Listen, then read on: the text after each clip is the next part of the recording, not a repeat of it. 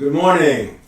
Welcome to the live Daily Self-Mastery series. Today I'm bringing together several closely related ideas: self-mastery, deep practice, and identity visualization. It's a wrap-up event to bring together where we've been so far over the last 3 months, and then in the next 2 months we're shifting from self-mastery to leadership. We started with crushing anxiety, 2 months of self-mastery, and now we're getting into leadership, first one-to-one and then one-to-many. And this serves as an anchor point where people can go back and watch this self-mastery series, because until you get there, it's an iterative process, which I'll talk about. Now, they're not separate concepts. They're parts of the same system. This conversation matters now more than ever because the pace of change isn't just fast. It's accelerating, and accelerating exponentially. Complexity is compounding across technology, markets, organizations, and personal roles. The problem isn't disruption itself, it's that the baseline keeps moving. When the mean is shifting, passivity is no longer neutral. It quietly pushes you off course, and that's what's happening. At the same time, something else shifted quietly over the last few decades. We moved from a world that rewarded over-preparation and planning for perfect execution to one that rewards iteration, refinement, and tight feedback loops to produce excellent outcomes. Execution still matters, but now it lives inside feedback, not certainty. I'll refer to this as the importance of feedback loops. Self-mastery may sound familiar, but what most people think it is, isn't. For years, we were taught implicitly or explicitly that personality, intelligence, and identity were largely fixed. Improvement meant learning more information and hoping it showed up when needed. What changed wasn't motivation or culture. What changed was our understanding of how the brain and behavior actually adapt, and why most change efforts fail under pressure. Self-mastery isn't about hacks, trends, or temporary boosts. It's about installing reliable patterns that hold up when conditions are unstable. This is why I refer to it as even when there's chaos all around us. Most people already know what to do. The real gap is execution when it matters. Knowing and not doing is functionally the same as not knowing. This is why the 4 pillars of self-mastery exists. They aren't personality traits or philosophy. They're control surfaces, practical levers that shape regulation, identity, habits, and recovery speed. And recovery speed is much more important than people think. What looks like being regulated is actually a series of micro recoveries, often happening at the millisecond level. When trained well, recovery becomes automatic. That's where deep practice comes in.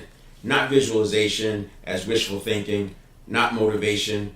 Deep practice is true mental rehearsal, training the nervous system itself, where habits reside. Under pressure, we don't rise to intention, we fall back to what's wired. Deep practice changes what's wired. What people call muscle memory is really nervous system memory, myelinated neural pathways, the same mechanism elite performers use under speed and uncertainty applies to decision making, emotional regulation, communication, and leadership. Identity visualization completes the loop. In fast-changing environments, trying to visualize a fixed destination too early creates pressure, not progress. Identity visualization isn't about titles or outcomes. It's rehearsing who you are becoming, your default responses, emotional regulation, and standards. It's a representation of what that identity looks like that might be 2 years away, but what that allows you to do is stabilize that 2-year period while you're working towards it, instead of feeling like you're not there yet and things aren't working. Early progress is often internal and quiet. Habits are forming, recovery is speeding up, and identity is stabilizing before there's visible momentum. This phase is easy to rush, especially when others ask, "What are you going to do?" or "Have you finished it yet? Do you have anything to show yet?" Premature answers force premature decisions. When identity and regulation strengthen, direction clarifies. Pivots stop feeling like collapses. Action comes from agency instead of reaction. That's self-mastery, not perfection, reliability, not permanent calm, faster return, and progress that you can access starting today, because we'll talk about the levers and the drivers. As we move forward, pay attention to the feedback loops, not at the outcome level, but at the micro level, where what looks like composure, clarity, or confidence is usually a series of rapid micro recoveries. The work isn't avoiding disruption, it's shortening the loop between stimulus, recovery, and the next best action. Some observations to connect the dots. What feels like constant presence is usually rapid recovery, not emotional control. Most high performers aren't calm because nothing hits them. They're calm because the reset happens fast enough to be invisible to the eye. Most performance breakdowns aren't effort problems. They're late intervention problems. By the time people try to manage their state, the nervous system is already committed to a default. I'll show you how that works. Now, when sequencing is right, reliability replaces the need to chase efficiency. You don't need to optimize every move when the handoff from perception to action is trained. This idea of sequencing is so important. There's in the book, Before You Know It by John Barsh, he does studies on the subconscious, and this goes back 20 or 30 years, and it's long been defined that it's more a network of neurons, it's not a mind.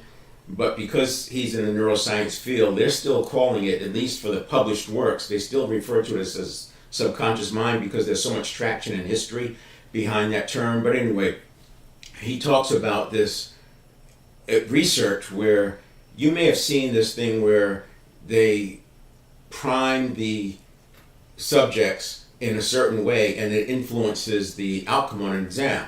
Well, some researchers got curious and said, I wonder what would happen if we combined two stereotypes that are deeply embedded in the US and put them together, what would happen? And so they came up with this idea to use teenage Asian American girls. The reason for that was that in this culture, in the US culture, girls are thought not to be as good at math as boys. And it's also thought that Asians are better at math than Americans. So when they combined them, they were curious about what would happen. What turned out was interesting. When you prime both ethnicity and gender in the information, as the person's putting in their name, etc., and what ethnicity and what gender, what mattered, and it mattered dramatically, was priming. Which one came first? Sequencing. When they sequenced the Asian, the ethnicity first, they did better on the math exams. When they asked gender first, they did worse on the exams. This changes the complexion of all of these various research projects that showed how you can prime somebody into a bad result. Not only does it impact the subject, but you may remember the one where the teachers were told that the kids in these two rows are the smart kids, in these two rows are the slower kids. And it was random. It was totally random, but that's what they told the teacher, and sure enough, the grades reflected what the teacher was told, even though it wasn't even true.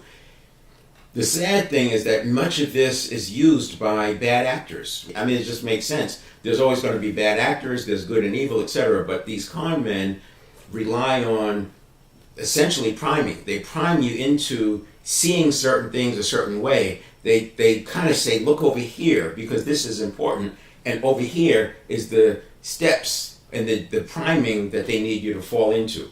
So that's a little bit out of scope, but I wanted to make that point so that people can see how powerful this is, and more importantly, how we can use it. We shouldn't be letting ourselves get used by this or abused by this kind of work. We need to be exercising agency and personal leadership every day, and you'll see it's not just every day, it's every hour, every minute, and I'm telling you, even at the millisecond level. And while you may think that's not possible, that's what the world believed for decades, it's very possible, and I'll illustrate that today. First, what I want to do is give you some examples just to kind of frame this a little bit, and I'm going to do it in the context of we're moving from this to this.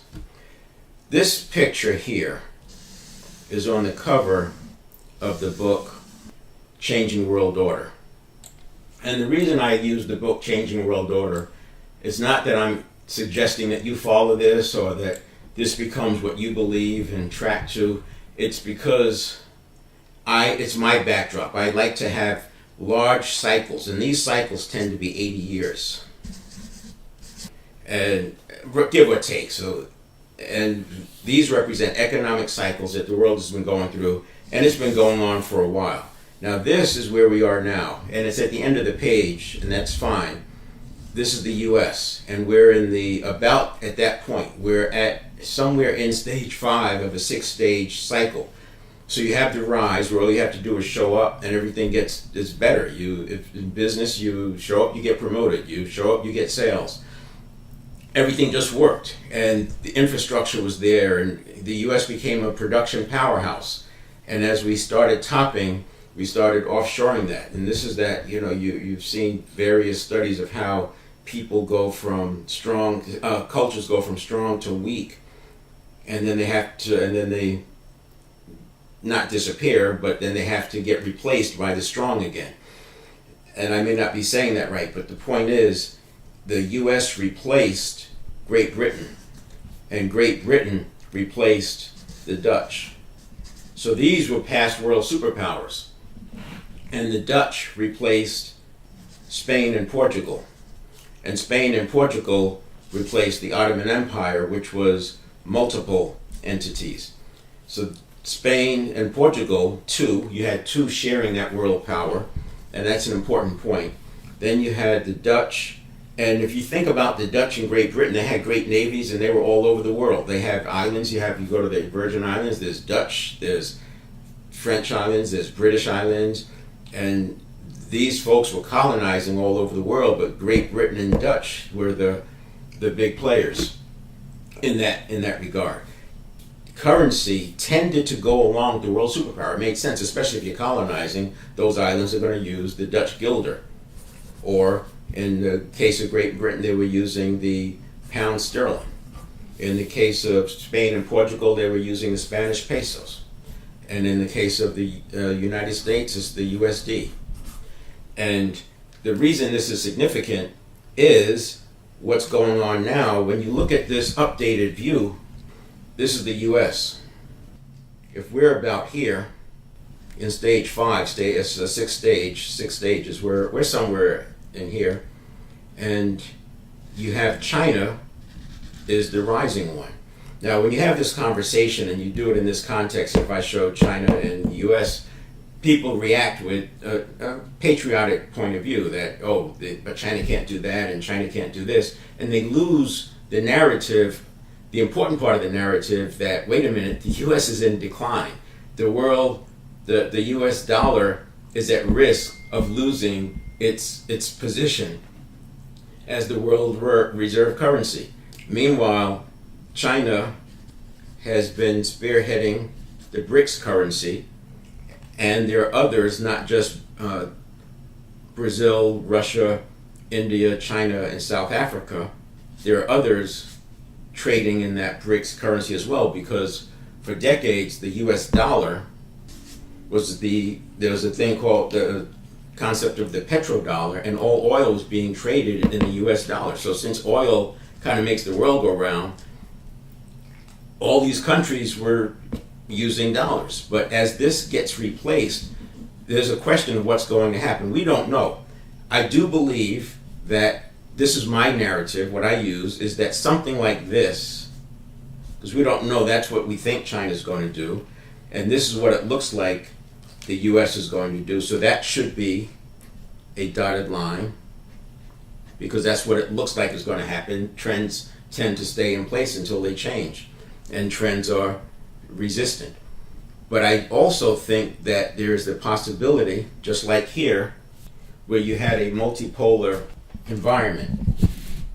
And if we have a multipolar environment, you could have the U.S., a scenario with the U.S. and China, but also what's going on is there's others that are coming into play. So, and because of the speed of technology and the amount of volatility around the world, you could very easily see a third entity joining into this multipolar environment. In addition to this, in 1970, we said that the technology capability is going to double every 18 months. It's Moore's Law, Intel chief.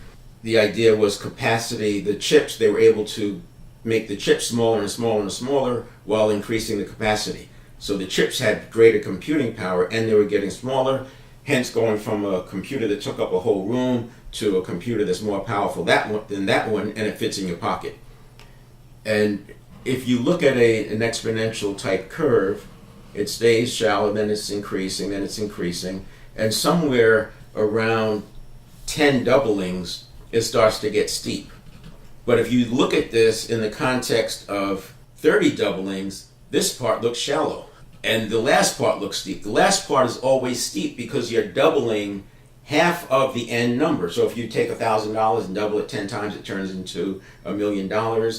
The fifth doubling, it's 32,000. So you can see why that last part of it is steep, because it goes from 512,000 to 1,024,000. But if you take that, as I said, and extend it over 30 doublings, that part looks flat. And keep that in mind as you think about this. We are on a very steep part of this curve. So how many doublings have we had from and I mean, who knows if this has actually tracked? It was originally every 12 months, then it was shifted to every 18 months. Who knows what it is now, but let's just say it's still even if it's every 2 years, right? Even if it's doubling every 2 years, that's like 30 doublings. You can see that in how artificial intelligence 5 years ago was hundreds of billions of dollars to create. Now, AI systems are being created with tens of millions. And these early investors would love to have a way to get their money out. And this is why you see a rush to try different things for AI. Unfortunately, it's turning into some bad stuff. We're seeing the deep fakes. You're not going to get almost $1 trillion of investment out of deep fakes. And like many technology solutions, they start out with great intentions. What actually ends up happening is something very different. Technology showed up its productivity when you had things like Airbnb and Uber, but in the beginning, what they thought would be done, it wasn't. Of course, e-commerce is a big one. Amazon is a big example.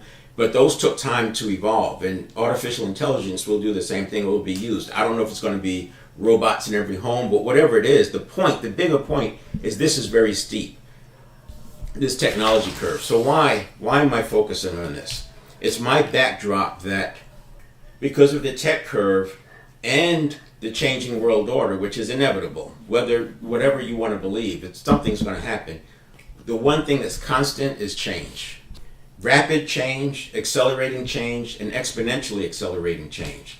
And that's why self-mastery is more important than ever. I would say it's always been important, but you've been able to get away with not having your game, not being on your game in the past because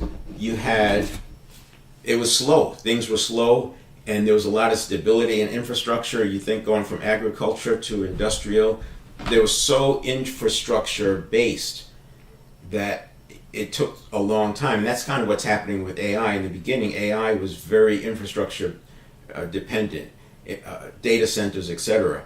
Now it's more algorithm dependent. Of course, they're leveraging some of the early work, but it's moving from needing data centers to more about the algorithm, and chips are the big thing. Who knows where it's going next?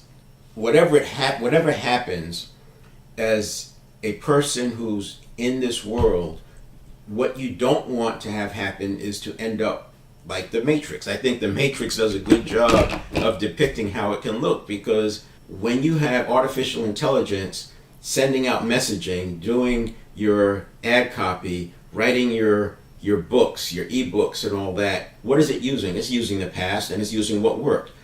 So everything is in there, whether it's cons or ad copy that gets people to buy stuff they'll never need. All of that is in the learning of AI, and that's being applied. And you may feel it now. I know 5 years ago, I read where we are hit with 5,000 ad stimuli per day. Now it's, lately, a few years ago, I saw 10,000. Who knows what it is now? And that's only going to increase. So people won't, you're not going to stop the number of ad stimuli. But what self-mastery does is it builds in a focus, so you actually end up ignoring many of those stimuli, not because you could suppress them, not because you avoid them, but because of how the nervous system works. That's what we're going to be talking about today.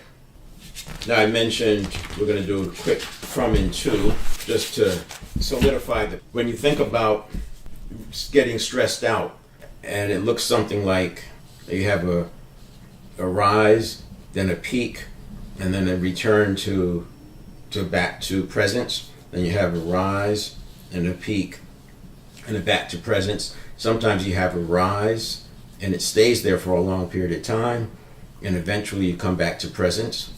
We want to go from that to this. This is like getting on the roller coaster only to come back to the beginning.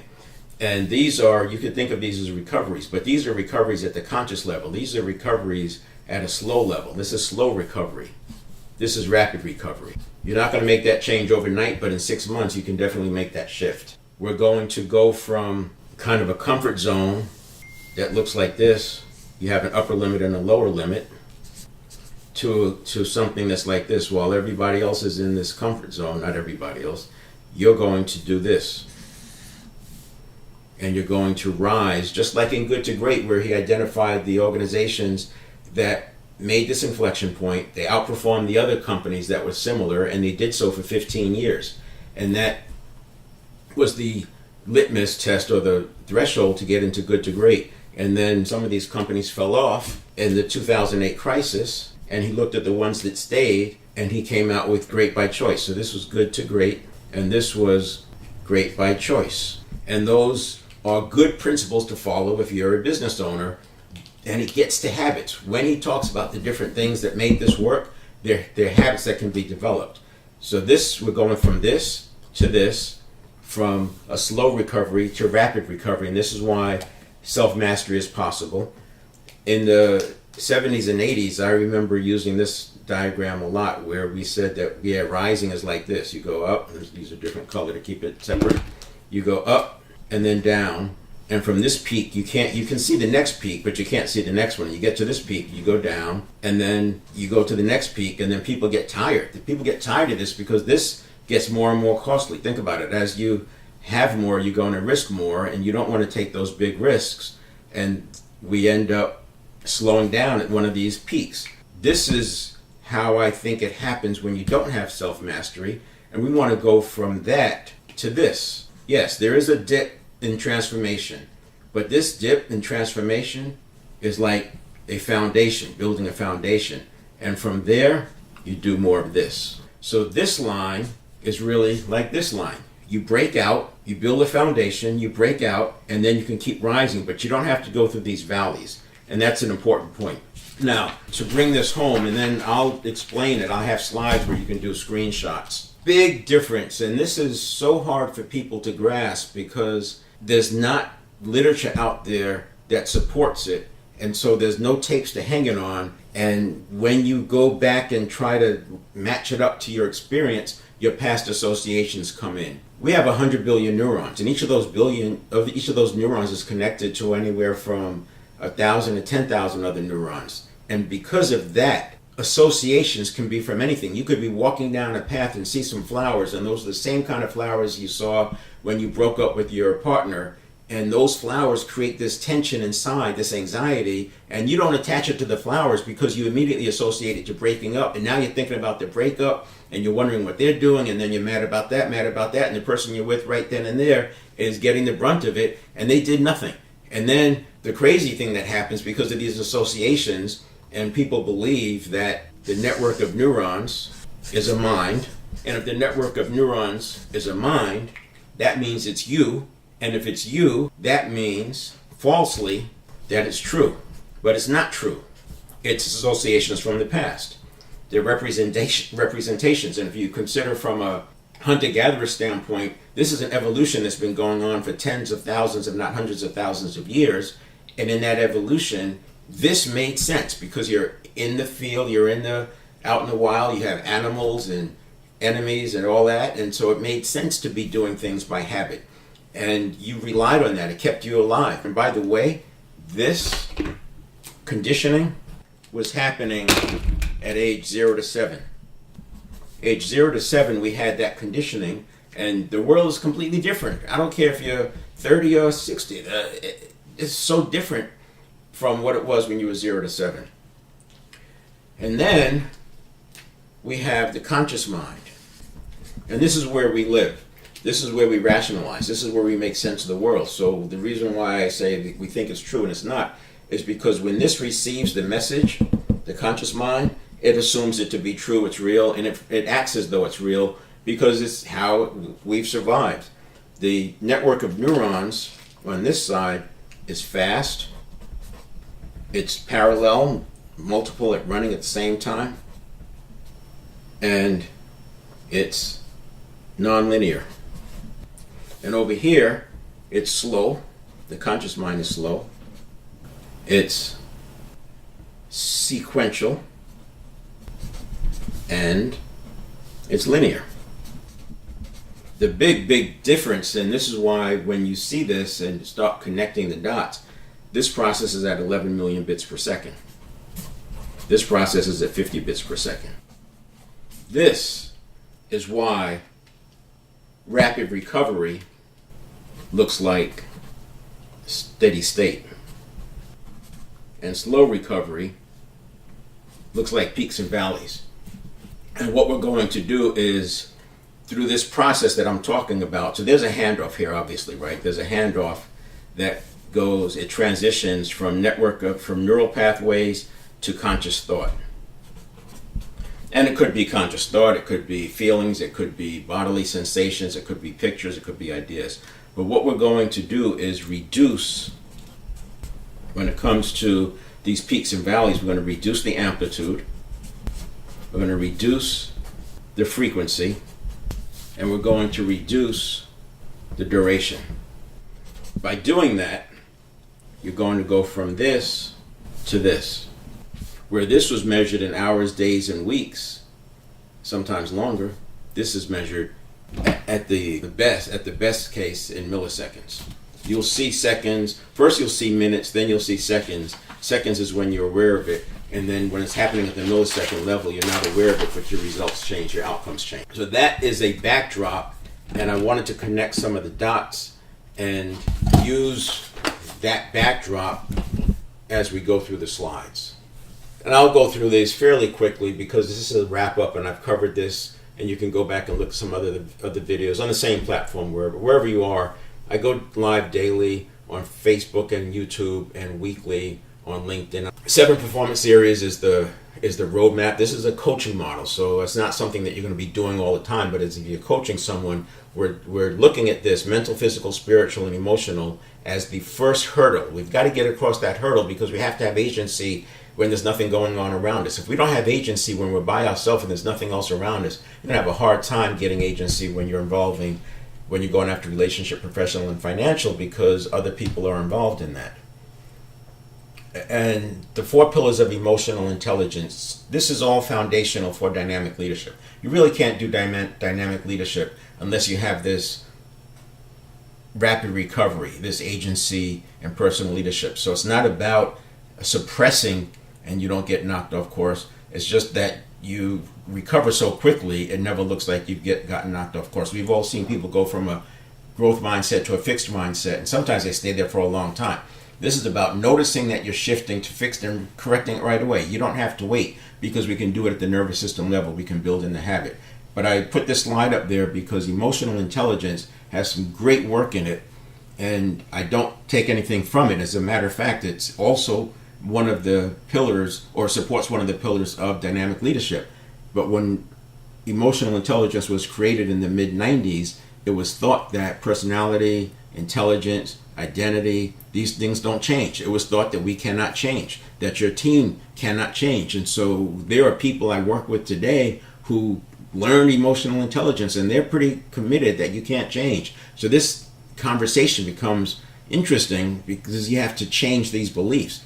The reason they believed you couldn't change was because when it was developed, we didn't have the scanning tools to have the view of what the network of neurons are doing and the synapses and how that's where habit lies. And that's not a mind, it's a network of neurons. While energy is what's flowing through those neural pathways, the actual neural pathways are physiological. So I call it a neurobiological event. It's a physiological phenomena. The neurons and neural pathways, when the person dies, those stay here. The energy that's going through it is what's gone. But because the way they wrap with myelin, the path of least resistance is where the habits form. And self-mastery is the self-awareness and self-management, and then the leadership one-to-one, which I'll be covering in February, and leadership one-to-many I'll be covering in March. So that's your team leads and your executive leadership. The 7-step reset. The first step is the knowledge. What do we know? You have to understand neuroplasticity, beliefs, priming, mindset, physiology, and how all these impact your state. These are levers. I should say drivers. These are major drivers for your state. So you want to have enough knowledge there, a baseline. You're not going to have to be an expert. You need a baseline so that you can use those drivers to maintain a constant state here. This is where your recovery happens. This step 2 comes before the conditioned reaction, which comes before the response. And we're going through this 33,000 times a day on average. Call 31,500 of them habitual patterns. So this is repeating over and over every other second, assuming you're awake 65,000 seconds a day. So this step 2 is getting back to what I call that recovered state, that presence, that mindfulness, that ability, that adaptability, where you can jump into the next one. When this is coherence, think of it as a high heart rate variability. The higher the heart rate variability, the more access you have to your capabilities. Coherence, when you're coherent, you don't have the chaos and the rigidity. This is what makes it easy to meet the moment when you get the condition, when you get the stimulus.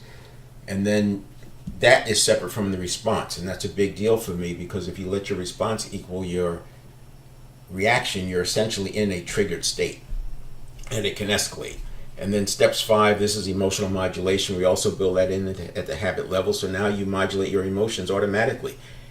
You don't have to wait. It's not regulating after the fact. We don't let the emotion ever lodge, but it's not that we don't let it lodge through suppression. We don't let it lodge by processing it. Energy and motion, that's emotion, right? Energy and motion, and we allow it to flow through us. When you suppress it, it gets stuck. And then action, do it, delegate it, delay it, or dump it. And then step 7 is return to presence. So 7, 1, and 2, that's where your rapid recovery comes from. 7, 1, and 2, over and over. 7, 1, and 2. This is what I was talking about. This is what I drew. So this is the network of neurons side. This is the conscious mind side. It's about a second. Call it a quarter, 3/4 of a second to a second. I like to make it a second because I want that 1/4 of a second pause. A 1/4 of a second pause is nothing, but because the network of neurons goes so fast, in that 1/4 of a second, you can process 2 million bits of information. So that 1/4 of a second is valuable. It doesn't gain you anything to rush through that. And when you're triggered, this side collapses, and this can be happening in a 1/4 of a second over here because you're freaking out. This is what's going on with the phobia.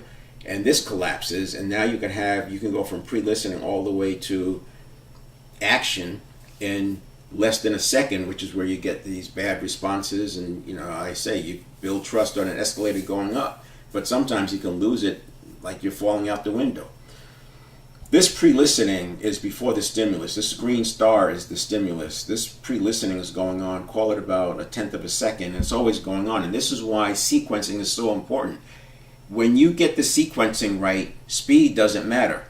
Too often people are focusing on speed and doing it right. But if you get the priming right, like I used that example where you had the Asian American girls, when you sequenced gender first, they did worse on the math test, and when you sequenced ethnicity first, they did better on the math test. And then the researcher said, but wait a minute, these were teenagers. What would happen if you went to before 4th grade? Same thing happened.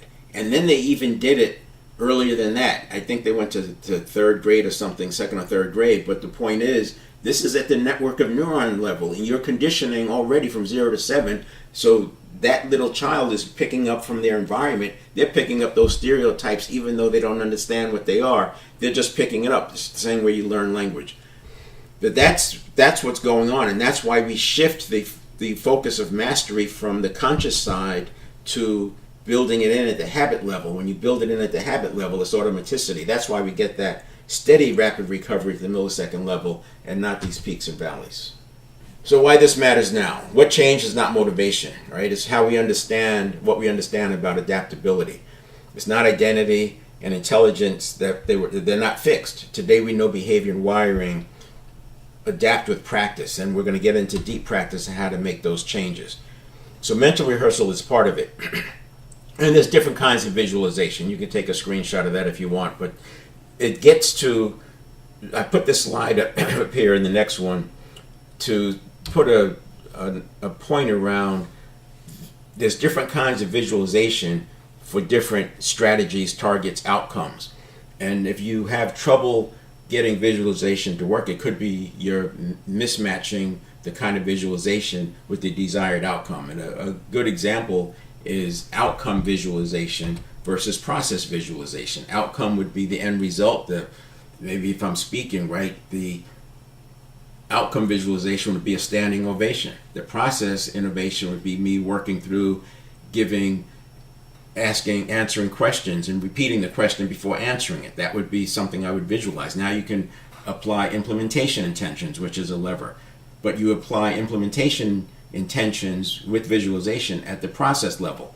There's also overcoming obstacles. And this gets caught up and people think, well, I have to visualize the obstacle. And you have, I don't want to go too deep here, but there is a big difference in identity visualization because there's nothing to hang your hat on. I made the comment that we're going from these climbing peaks to building a foundation, and that foundation is like one big dip because you have to work through that. Changing the identity is part of that foundation, but also making the shifts, resetting your conditioning. So there's a big drop there, but then you come back up. It's like Tetris. If you're the game of Tetris, the player is able to match the blocks, and the blocks all work, and it works, and the lines are going down, and it looks like the player's going to win, and then all of a sudden you get a line or two, and they stick, and 4 lines stick, and 8 lines stick, and if you're the game, that wall just gets built because most of that time was the foundation. There's, I think it's bamboo that goes for 6 years, you don't see anything, and then the 7th year it just shoots up. It gets all that growth in 1 year, but it's been building roots in the foundation. Many examples that we can use. The point here is that while you're going through that foundation, while you're going through that dip, we want to be visualizing a steady state at the outcome, and it has to be a representation because like I said, everything is changing so fast. What are you going to visualize? Well, you can visualize this steady state outcome that represents that you've arrived at your purpose or whatever that is, the quest.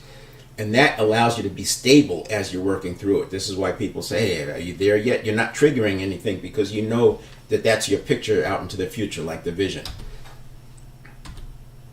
So that's mental rehearsal.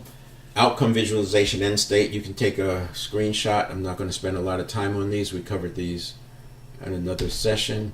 Process visualization, execution. Obstacle and coping. They call this WOOP, wish, obstacle, wish, outcome, obstacle, plan. WOOP, W-O-O-P, wish, outcome, obstacle, plan. And you can see where it breaks down. This fails when people rehearse obstacles cognitively but never rehearse the state. And this is what I was talking about. People get caught up in seeing the obstacle, and that becomes bigger than life. And if you think about worry is focusing on the obstacles. Worry is focusing on what's going to happen. You're visualizing.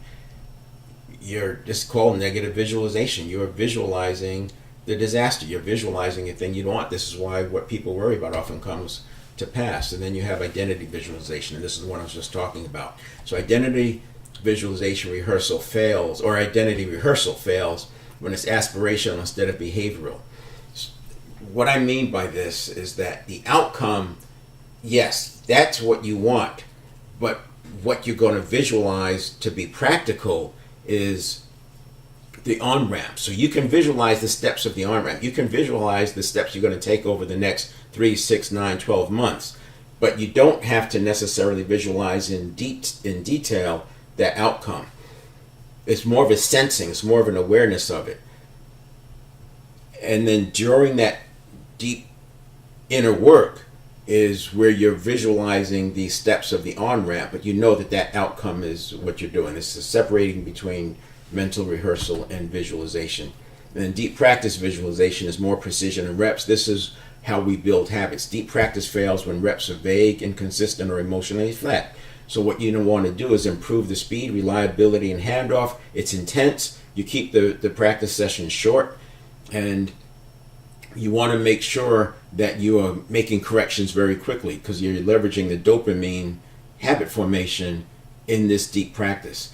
And in physical deep practice, I would say there's 7 factors: novelty, keeping it new; intention, precision; balance or complexity; progression; explosiveness, intensity burst if it's cognitive; and then struggle at the edge of ability. When you're doing that, it communicates to the brain and nervous system that this is important, and that's how you start getting myelin wrapped around the neurons, making them the path of least resistance, making them the habit. And this is why it's possible to build at the habit level rapid recovery. And because the network of neurons operate in millions of bits per second, that's why it's possible at the millisecond level, because you're using habitual automaticity. You're not needing the conscious mind. The conscious mind can then be left free at its slow 50 bits per second to deal with the really big important stuff.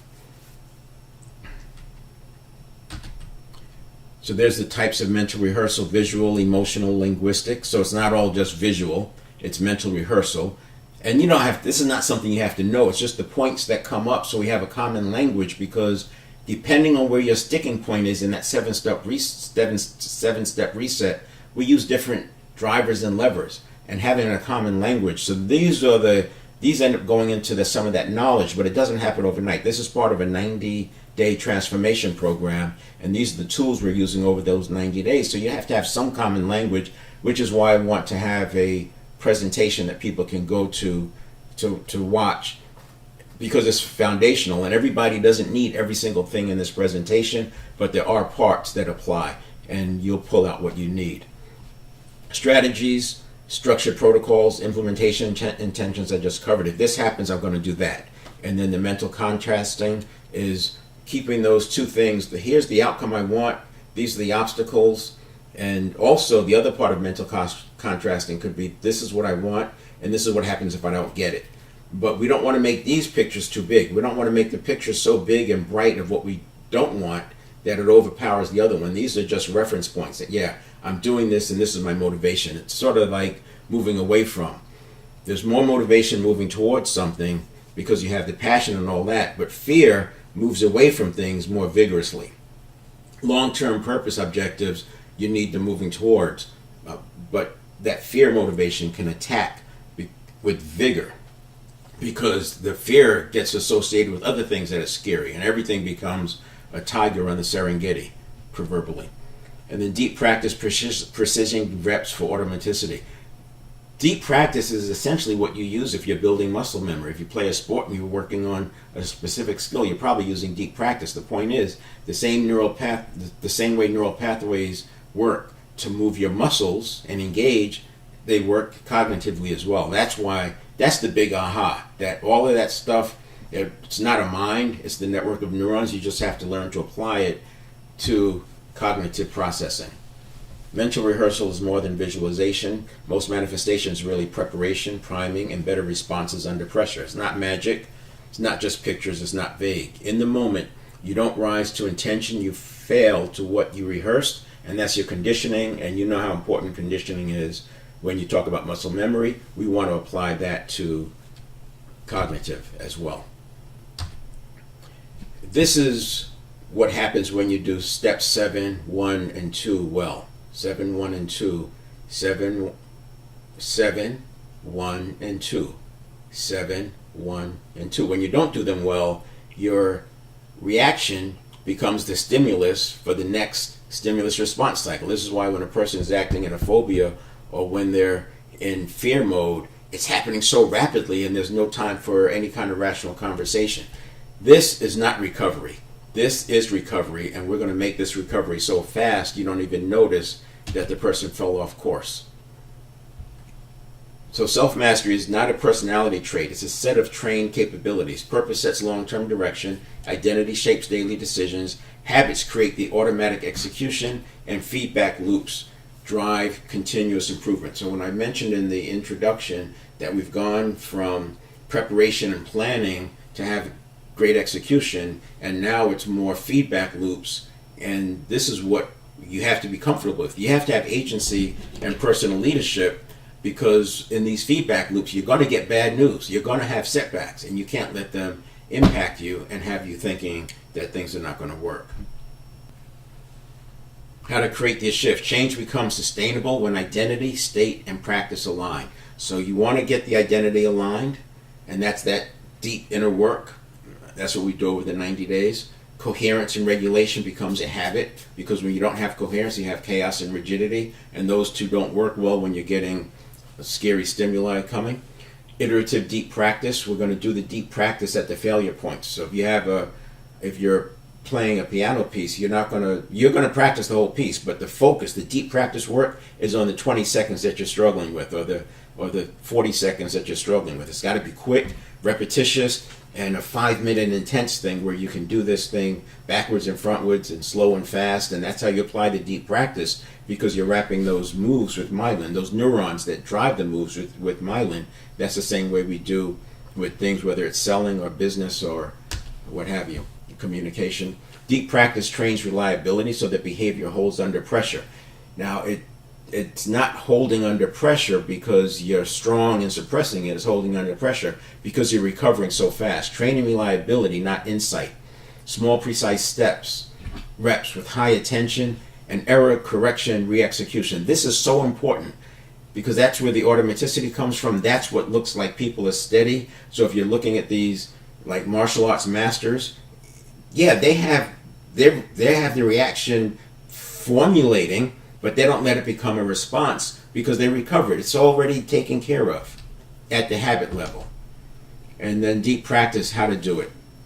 Progress comes from short, precise repetitions, not intensity or volume. This is the misnomer. So when you're doing deep practice, you want to have little short bursts and focus, focus, focus. The same way you can imagine how a track coach is working with a sprinter. They're breaking the things down into little parts and getting perfection, or a football player, or whatever, and then they pull them together. But that's a process, and it takes sometimes months.